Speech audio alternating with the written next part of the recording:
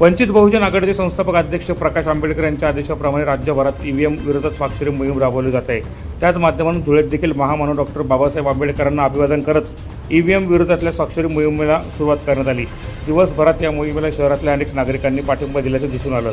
धुळे शहरातून या स्वाक्षरी मोहिमेला सुरुवात झाली असून राज्यभरात स्वाक्षरी मोहीम राबवणार असल्याची माहिती वंचितचे पदाधिकाऱ्यांनी यावेळी दिली आहे। धुळे महाराष्ट्र राज्यामध्ये श्रद्धेय बाळासाहेब आंबेडकर यांच्या आदेशानुसार 3 तारखेपासून संपूर्ण महाराष्ट्रभर ईव्हीएम विरोधात सह्यांचे आंदोलन चालू केलेले आहे। या ईव्हीएमला विरोध करण्यासाठी बाळासाहेब आंबेडकरांनी संपूर्ण महाराष्ट्रभर ही मोहीम राबवली असताना आज आम्ही धुळ्यामध्ये देखील ईव्हीएमच्या विरोधात हे आंदोलन डॉक्टर बाबासाहेब आंबेडकर यांना साक्षी मानून या ठिकाणी चालू केलेले आहे।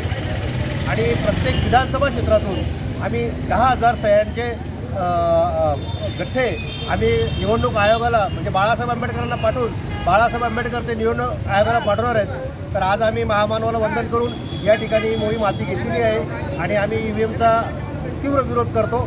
जय भीम। या प्रसंगी वंचित बहुजन आघाडीचे जिल्हाध्यक्ष अरविंद निकम, जिल्हा संघटक शंकर खरात, चंद्रमणी वाघ, एस.यू. तायडे, सुरेश लोंढे, महेंद्र महाले, प्रभाकर खंडारे, आकाश बागुल, विशाल महाले यांच्यासह पदाधिकारी मोठ्या संख्येने उपस्थित होते।